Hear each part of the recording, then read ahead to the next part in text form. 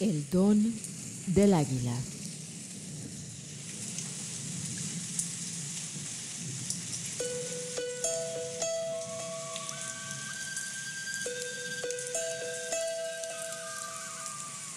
El sexto libro escrito por Carlos Castaneda.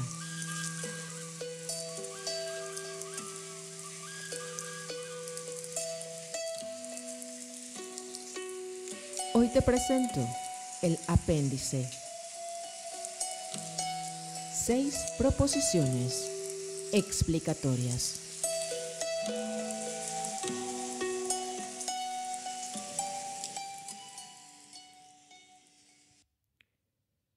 A pesar de las asombrosas maniobras que don Juan efectuó con mi conciencia a lo largo de los años, yo persistí, obstinado, en tratar de evaluar intelectualmente lo que él hacía.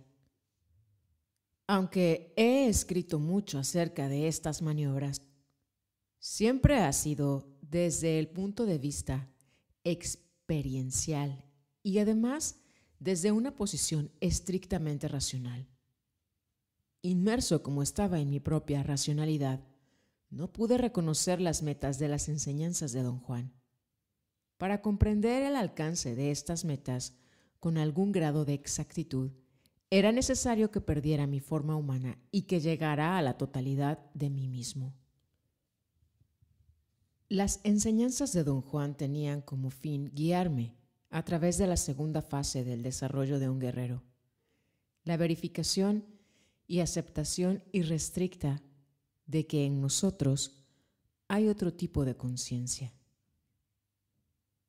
Esta fase se dividía en 2 categorías. La primera, para la que don Juan requirió la ayuda de don Genaro, trataba con las actividades. Consistía en mostrarme ciertos procedimientos, acciones y métodos que estaban diseñados a ejercitar mi conciencia. La segunda tenía que ver con la presentación de las 6 proposiciones explicatorias. A causa de las dificultades que tuve en adaptar mi racionalidad a fin de aceptar la posibilidad de lo que me enseñaba, don Juan presentó estas proposiciones explicatorias en términos de mis antecedentes escolásticos.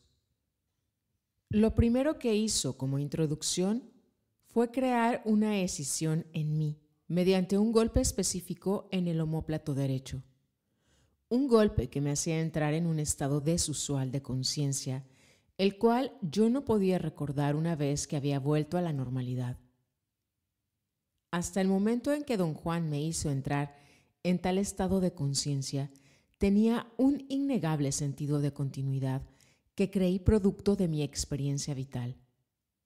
La idea que tenía de mí mismo era la de ser una entidad completa que podía rendir cuentas de todo lo que había hecho.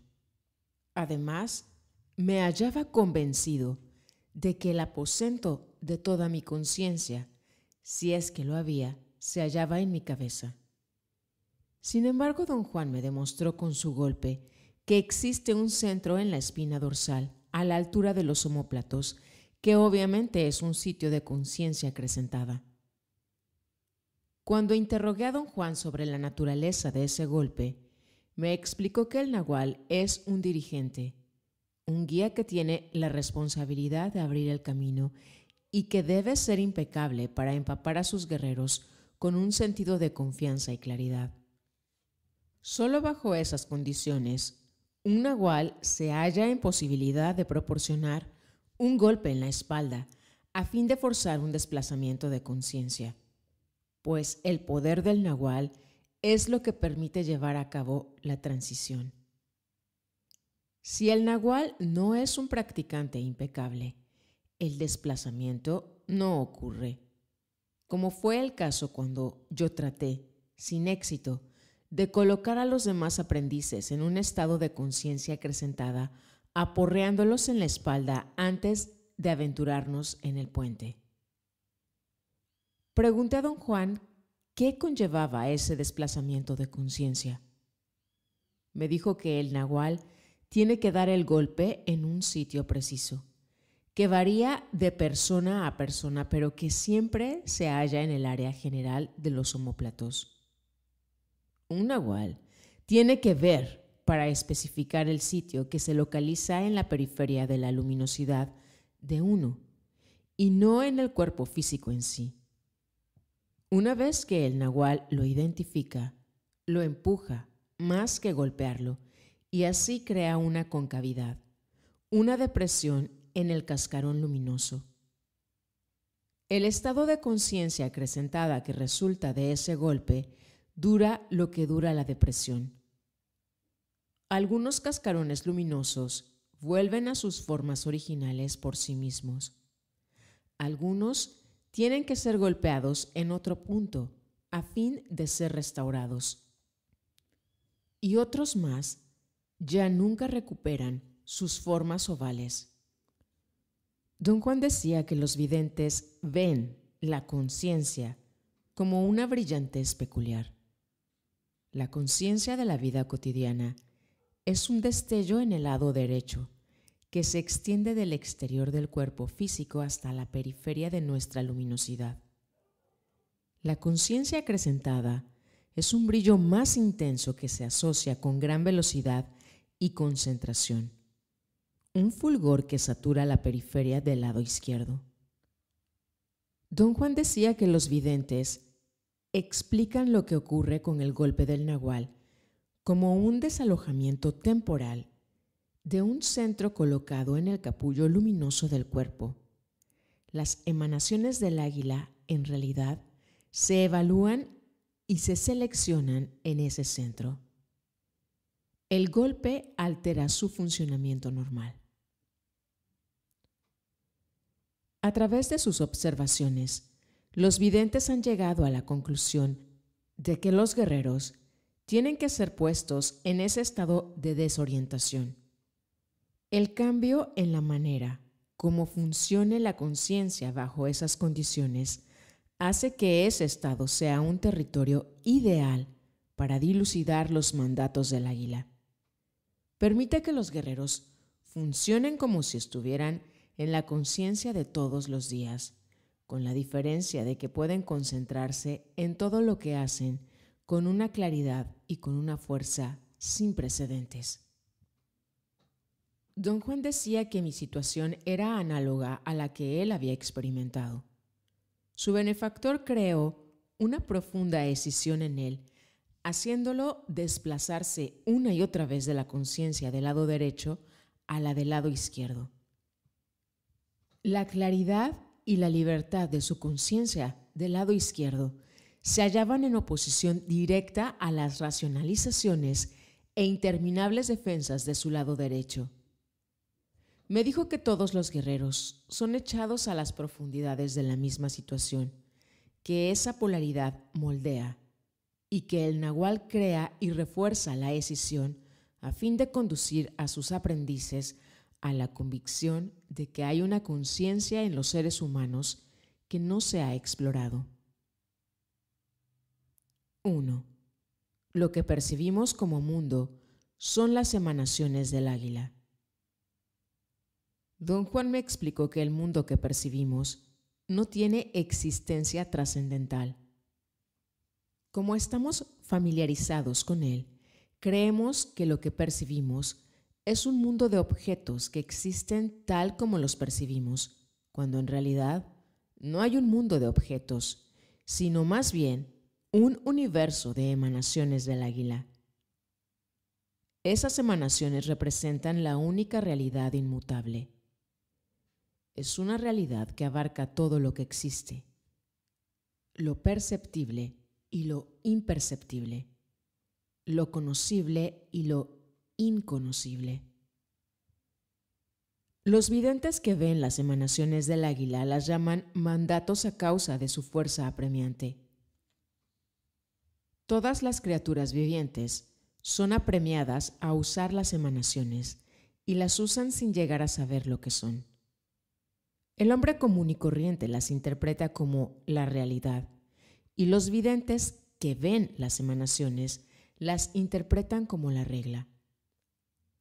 A pesar de que los videntes ven las emanaciones, no tienen manera de saber qué es lo que están viendo.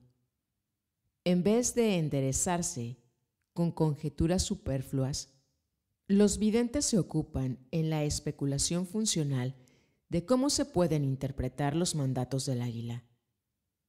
Don Juan sostenía que intuir una realidad que trasciende el mundo que percibimos se queda en el nivel de las conjeturas. No le basta a un guerrero conjeturar que los mandatos del águila son percibidos instantáneamente por todas las criaturas que viven en la tierra y que ninguna de ellas los perciben de la misma manera. Los guerreros deben tratar de presenciar el flujo de emanaciones y ver la manera como el hombre y otros seres vivientes lo usan para construir su mundo perceptible. Cuando propuse utilizar la palabra descripción en vez de emanaciones del águila, don Juan me aclaró que no estaba haciendo una metáfora.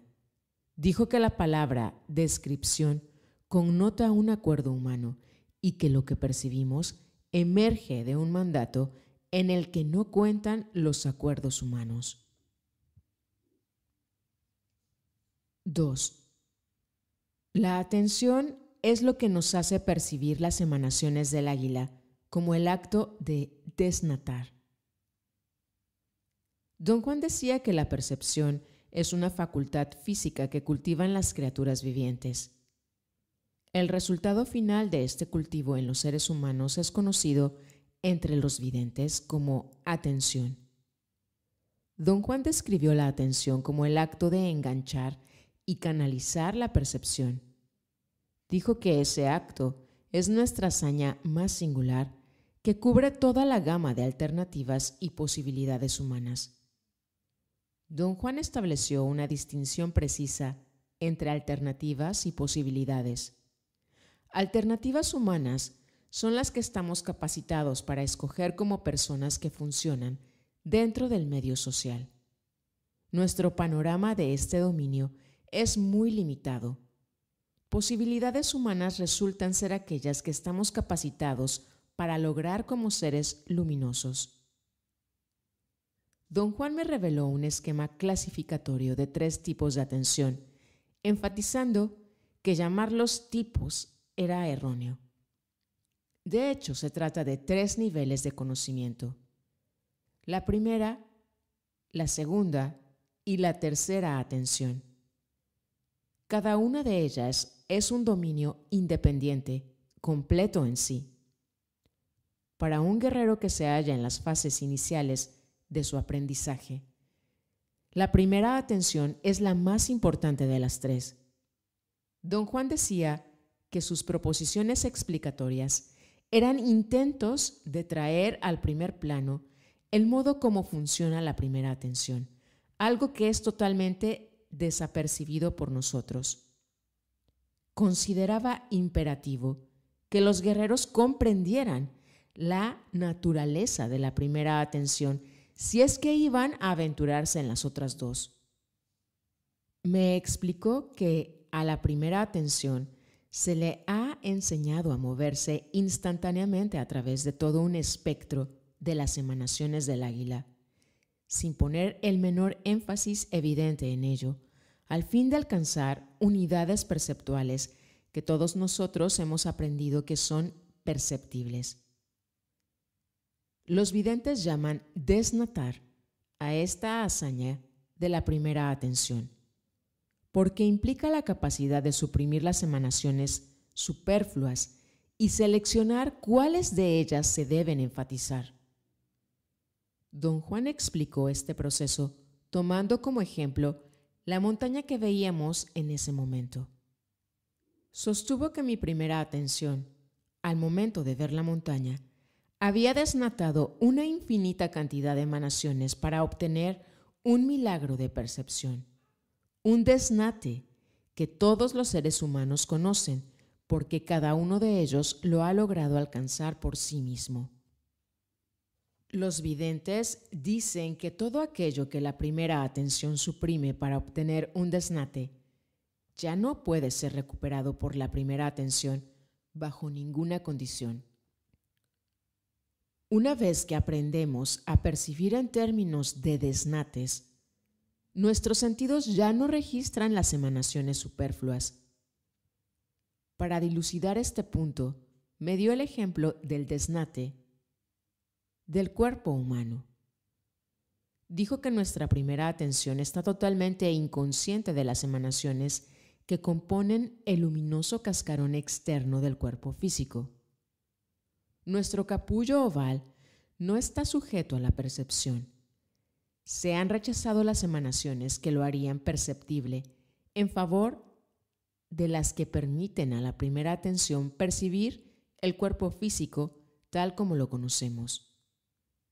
Por tanto, la meta perceptual que tienen que lograr los niños mientras maduran consiste en aprender a aislar las emanaciones apropiadas con el fin de canalizar su percepción caótica y transformarla en la primera atención. Al hacerlo, aprenden a construir desnates. Todos los seres humanos maduros que rodean a los niños les enseñan a desnatar. Tarde o temprano, los niños aprenden a controlar su primera atención a fin de percibir los desnates en términos semejantes a los de sus maestros.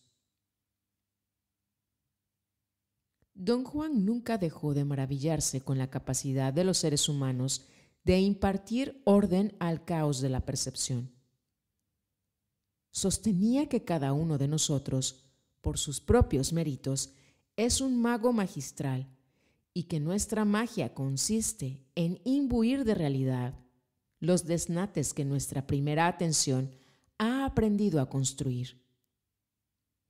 El hecho de que percibimos en términos de desnates es el mandato del águila, pero percibir los mandatos como objetos es nuestro poder, nuestro don mágico.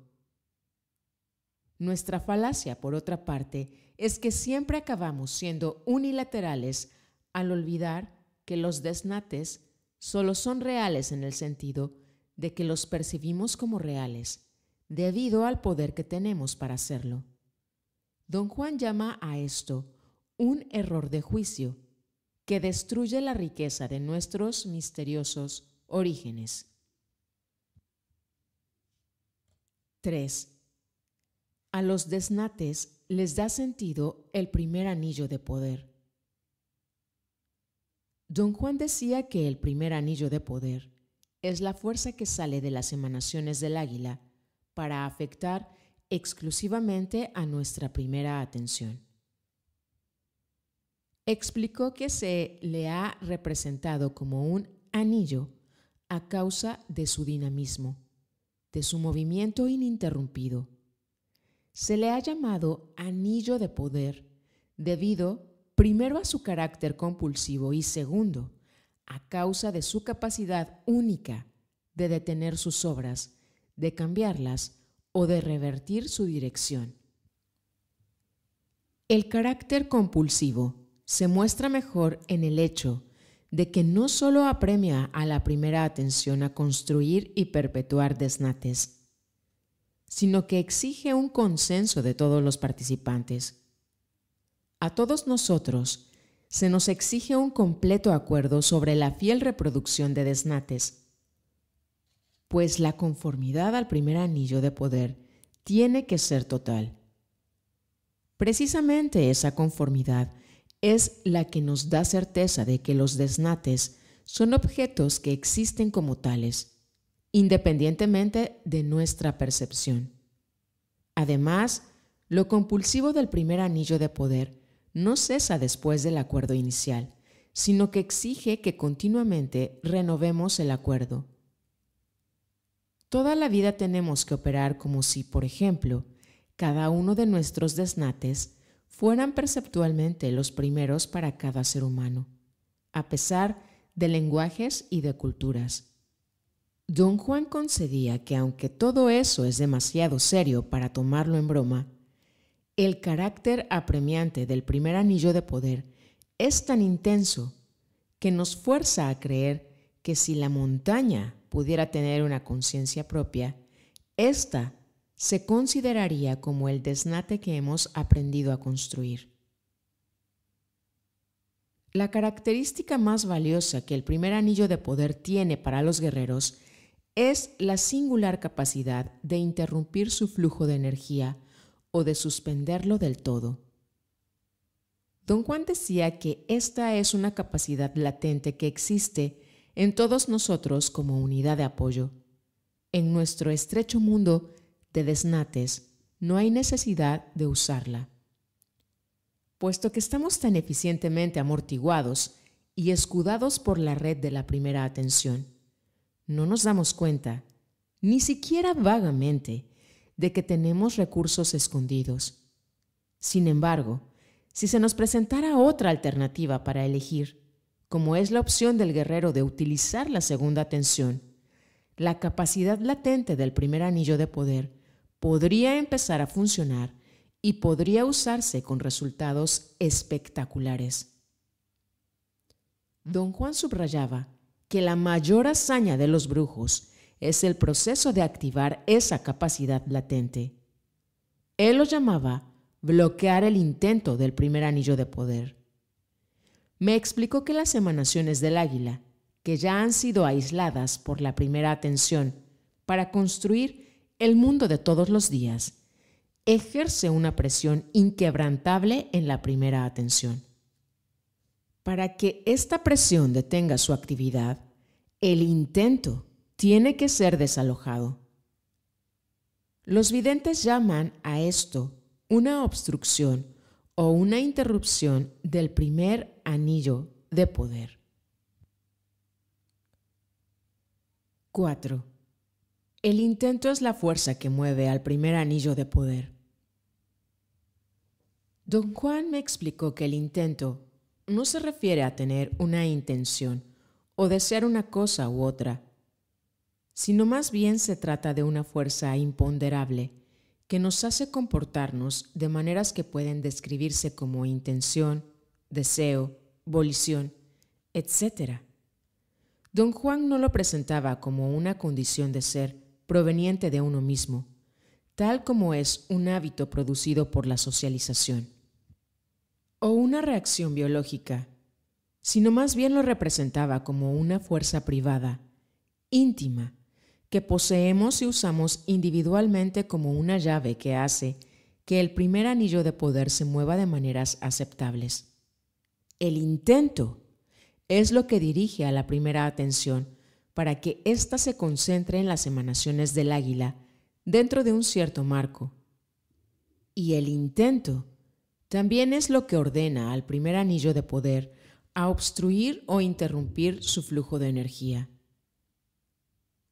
Don Juan me sugirió que concibiera el intento como una fuerza invisible que existe en el universo, sin recibirse a sí misma, pero que aún así afecta a todo. Fuerza que crea y que mantiene los desnates. Aseveró que los desnates tienen que recrearse incesantemente para estar imbuidos de continuidad. A fin de recrearlos cada vez con el frescor que necesitan para construir un mundo viviente, tenemos que intentarlos cada vez que los construimos. Por ejemplo, tenemos que intentar la montaña con todas sus complejidades para que el desnate se materialice completo. Don Juan decía que para un espectador que se comporta exclusivamente con base en la primera atención, sin la intervención del intento, la montaña aparecería como un desnate enteramente distinto.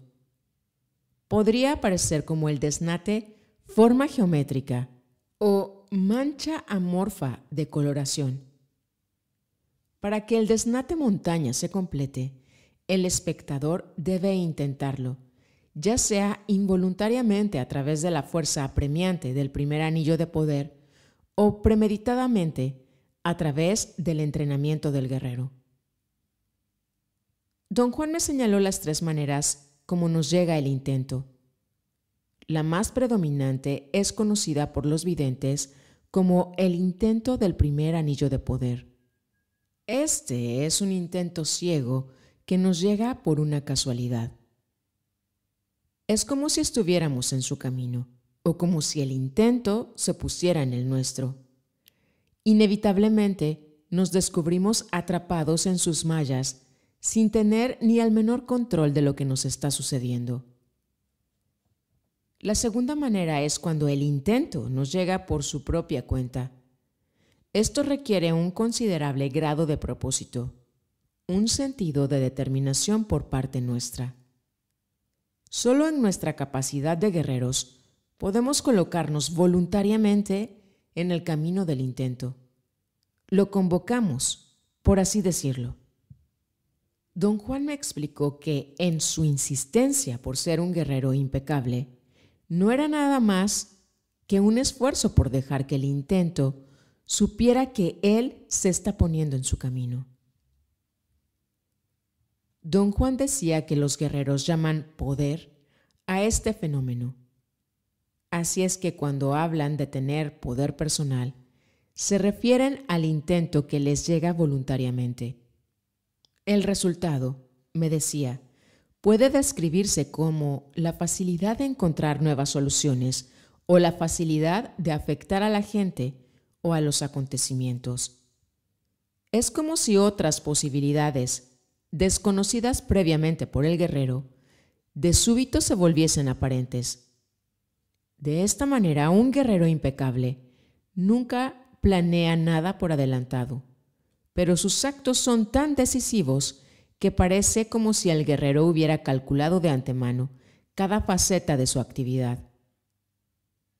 La tercera manera como encontramos al intento es la más rara y compleja de las tres. Ocurre cuando el intento nos permite armonizar con él. Don Juan describía este estado como el verdadero momento de poder, la culminación de los esfuerzos de toda una vida en busca de la impecabilidad. Solo los guerreros supremos lo obtienen, y en tanto se encuentran en ese estado, el intento se deja manejar por ellos a su voluntad. Es como si el intento se hubiera fundido en esos guerreros, y al hacerlo, los transforma en una fuerza pura, sin preconcepciones. Los videntes llaman a este estado el intento del segundo anillo de poder o voluntad. 5. El primer anillo de poder puede ser detenido mediante un bloqueo funcional de la capacidad de armar desnates. Don Juan decía que la función de los no haceres es crear una obstrucción en el enfoque habitual de nuestra primera atención. Los no haceres son, en este sentido, maniobras destinadas a preparar la primera atención para el bloqueo funcional del primer anillo de poder, o en otras palabras, para la interrupción del intento. Don Juan me explicó que este bloqueo funcional, que es el único método de utilizar sistemáticamente la capacidad latente del primer anillo de poder, representa una interrupción temporal que el benefactor crea en la capacidad de armar desnates del discípulo.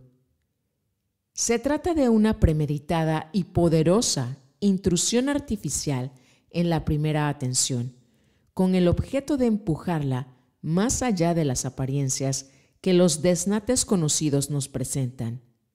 Esta intrusión se logra interrumpiendo el intento del primer anillo de poder.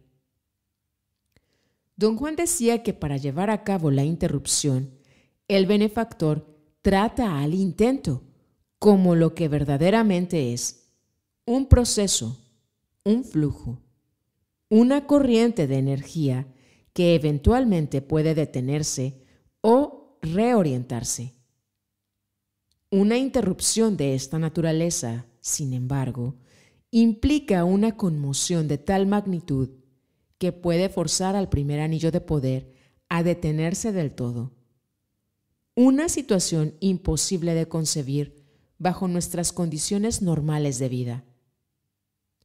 Nos resulta impensable que podemos desandar los pasos que tomamos al consolidar nuestra percepción. Pero es factible que bajo el impacto de esa interrupción podamos colocarnos en una posición perceptual muy similar a la de nuestros comienzos, cuando los mandatos del águila eran emanaciones que aún no imbuíamos de significado. Don Juan decía que cualquier procedimiento que el benefactor pueda cesar para crear esta interrupción tiene que estar íntimamente ligada con su poder personal. Por tanto, un benefactor no emplea ningún proceso para manejar el intento, sino que a través de su poder personal lo mueve y lo pone al alcance del aprendiz. En mi caso, Don Juan logró el bloqueo funcional del primer anillo de poder mediante un proceso complejo que combinaba 3 métodos: ingestión de plantas alucinógenas, manipulación del cuerpo y maniobrar el intento mismo.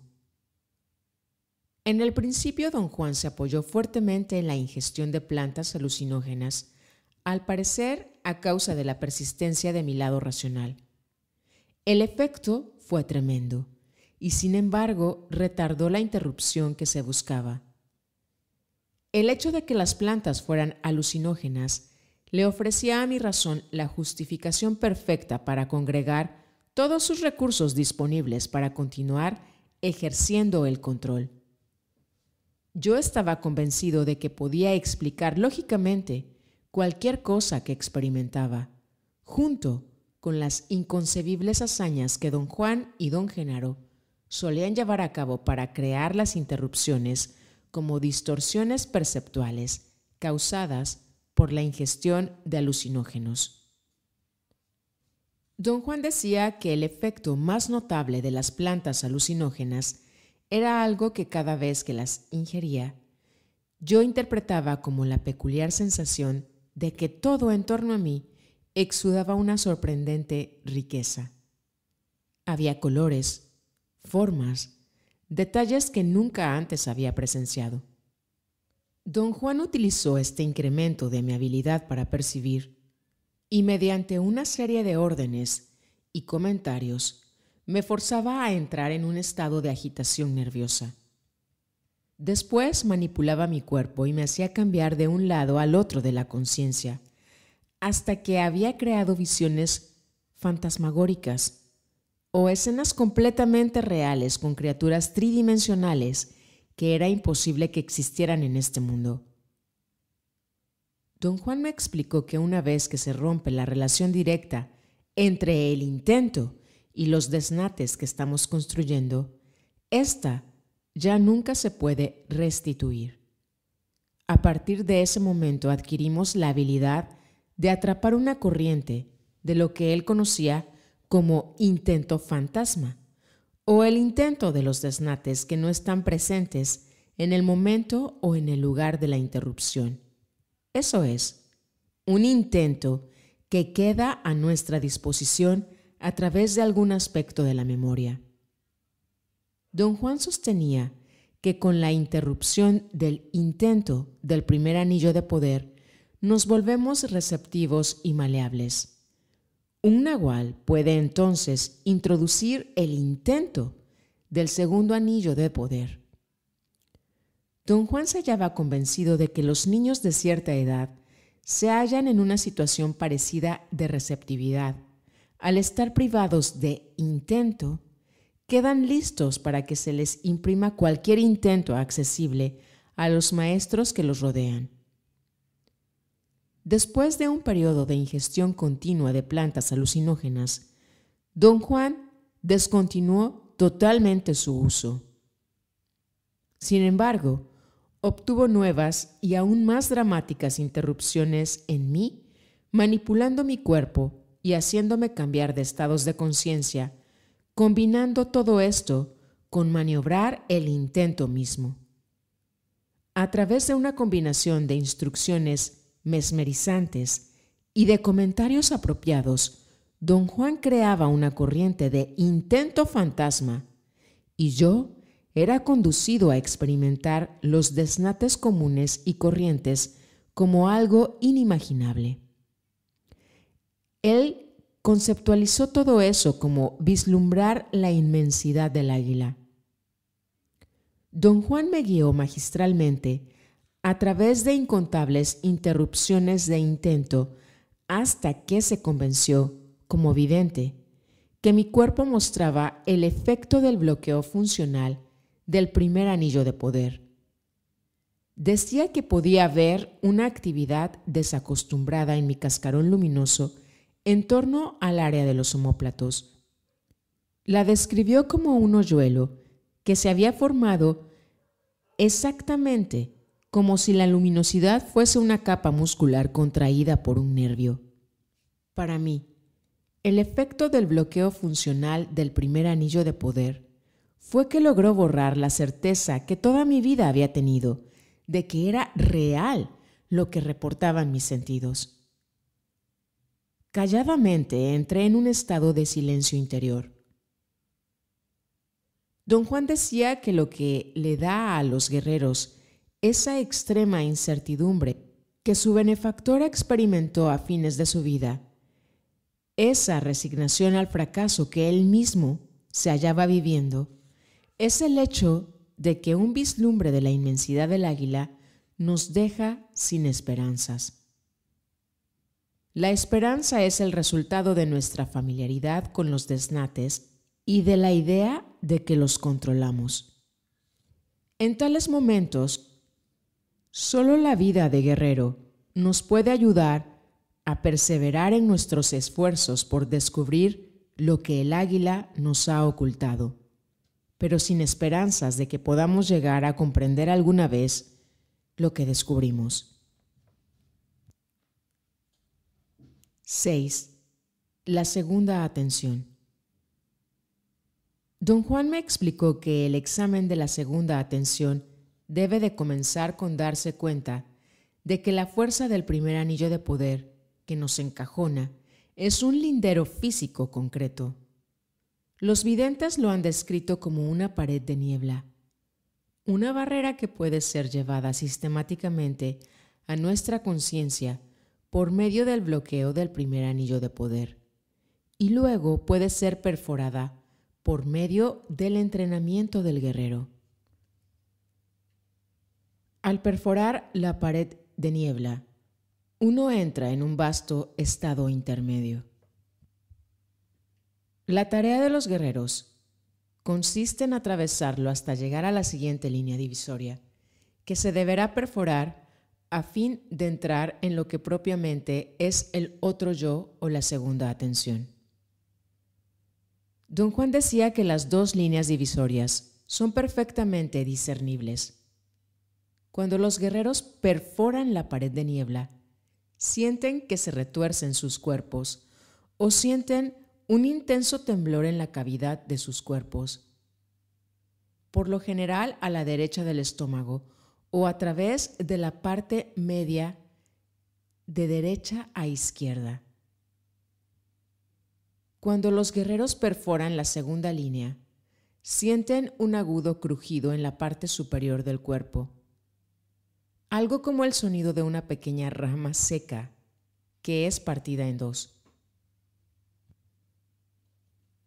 Las dos líneas que encajonan a las dos atenciones y que las sellan individualmente son conocidas por los videntes como las líneas paralelas. Estas sellan las dos atenciones mediante el hecho de que se extienden hasta el infinito, sin permitir jamás el cruce, a no ser que se les perfore. Entre las dos líneas existe un área de conciencia específica que los videntes llaman limbo, o el mundo que se halla entre las líneas paralelas. Se trata de un espacio real entre dos enormes órdenes de emanaciones del águila. Emanaciones que se hallan dentro de las posibilidades humanas de conciencia. Uno es el nivel que crea el yo de la vida de todos los días y el otro es el nivel que crea el otro yo. Como el limbo es una zona transicional, Allí los dos campos de emanaciones se extienden el uno sobre el otro.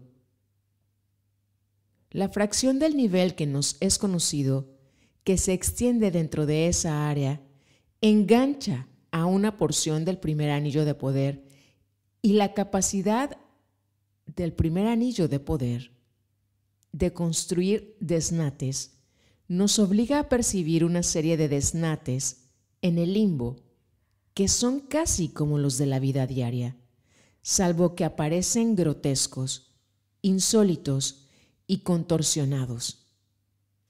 De esa manera, el limbo tiene rasgos específicos que no cambian arbitrariamente cada vez que uno entra en él. Hay en él rasgos físicos que semejan los desnates de la vida cotidiana.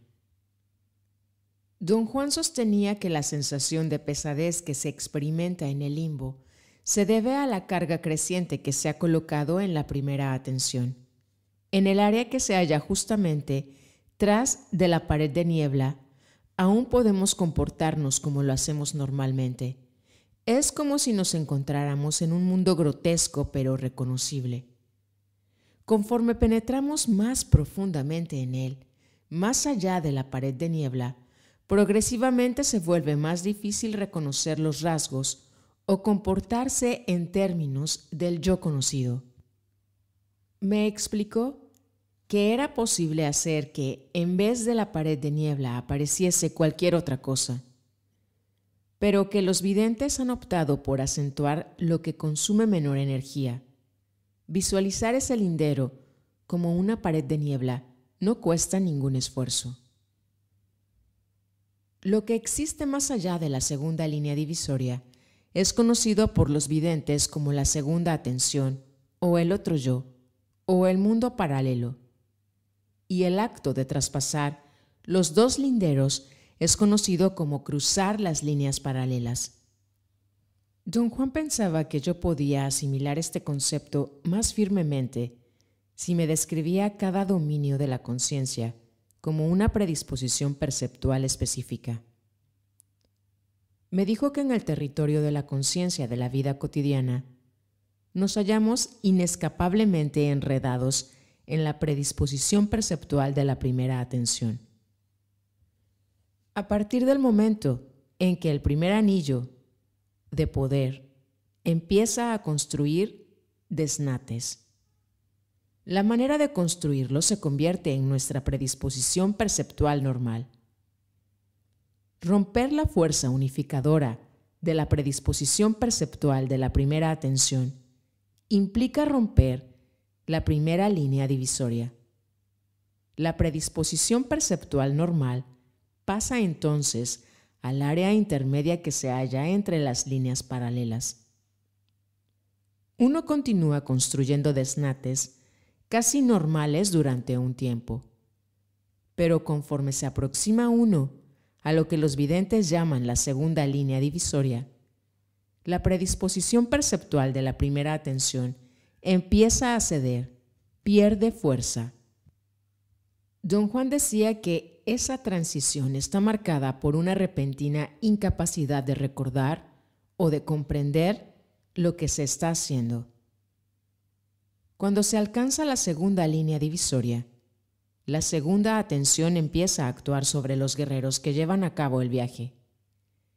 Si estos son inexpertos, su conciencia se vacía, queda en blanco. Don Juan sostenía que esto ocurre porque se están aproximando a un espectro de las emanaciones del águila que aún no tiene una predisposición perceptual sistematizada.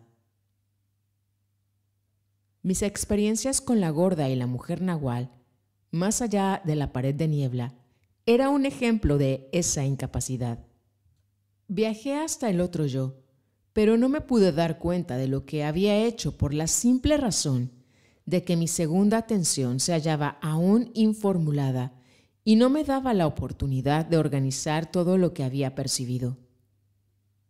Don Juan me explicó que uno empieza a activar el segundo anillo de poder, forzando a la segunda atención a despertar de su estupor. El bloqueo funcional del primer anillo de poder logra esto.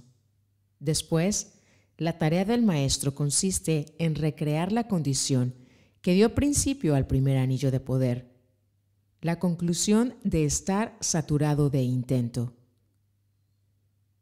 El primer anillo de poder es puesto en movimiento por la fuerza del intento dado por quienes enseñan a desnatar.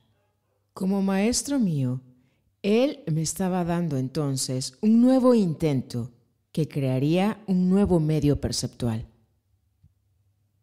Don Juan decía que toma toda una vida de disciplina incesante, que los videntes llaman intento inquebrantable, preparar al segundo anillo de poder para que pueda construir desnates del otro nivel de emanaciones del águila. Dominar la predisposición perceptual del yo paralelo es una hazaña de valor incomparable que pocos guerreros logran. Silvio Manuel era uno de esos pocos. Don Juan me advirtió que no se debe intentar dominarla deliberadamente. Si esto ocurre, debe ser mediante un proceso natural que se desenvuelve sin un gran esfuerzo de nuestra parte. Me explicó que la razón de esta indiferencia estriba en la consideración práctica de que al dominarla, simplemente se vuelve muy difícil romperla, pues la meta que los guerreros persiguen activamente es romper ambas predisposiciones perceptuales para entrar en la libertad final de la tercera atención.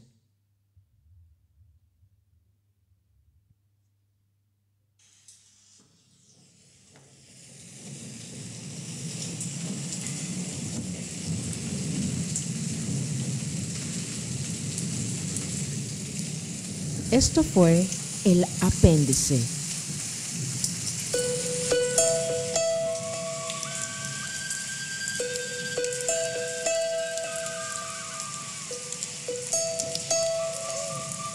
Y así llegamos al fin de El Don del Águila, escrito por Carlos Castaneda.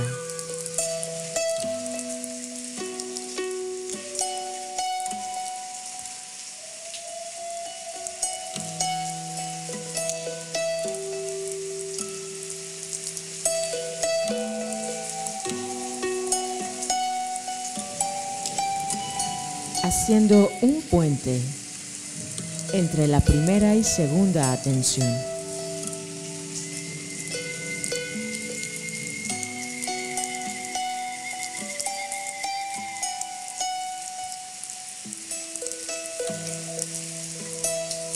Intentando presencia un miércoles 13 de agosto del año 2025, siendo las 20:34 de la noche. Noche con un viento frío, noche invernal en el hemisferio sur de Avianáhuac.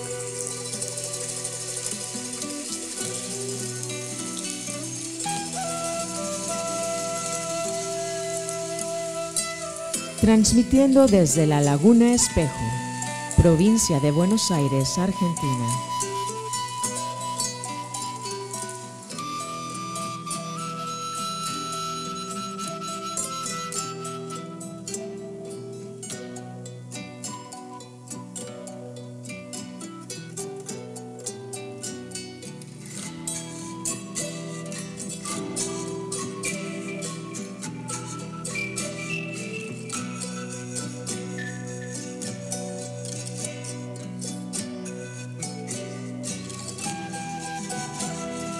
Vamos recorriendo juntos el camino de la libertad de percepción.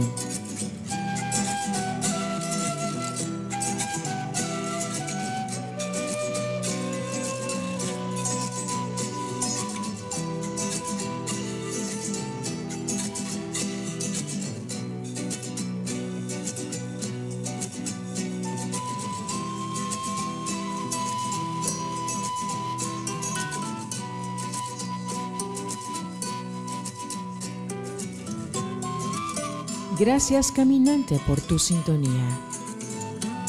Hasta un nuevo encuentro.